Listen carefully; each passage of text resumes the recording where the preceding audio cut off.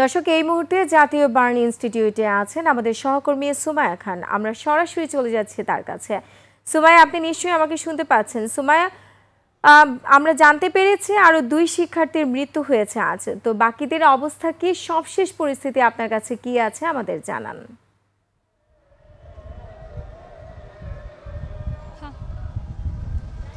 ধন্যবাদ রোমানা, আমাকে আপনার সঙ্গে যুক্ত করার জন্য। আমি এখন দাঁড়িয়ে আছি জাতীয় বার্ন ইনস্টিটিউটের সামনে।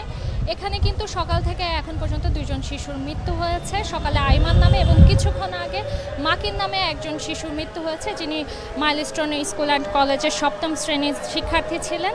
এখন তার মরদেহ পরিবারের কাছে হস্তান্তরের একটা প্রসেস চলছে।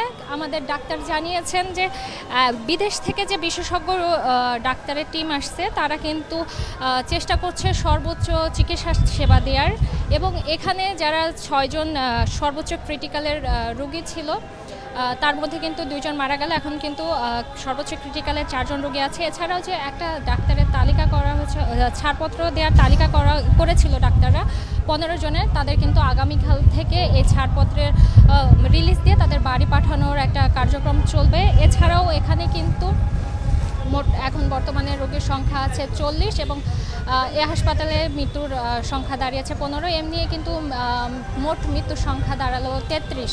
এছাড়া এখানে কিন্তু আইন শৃঙ্খলা রক্ষাকারী বাহিনী কঠোর পদক্ষেপ গ্রহণ করে আছে। কোনো বহিরাগতদের কিন্তু কোনোভাবেই ভিতরে প্রবেশ করতে দেয়া হচ্ছে না।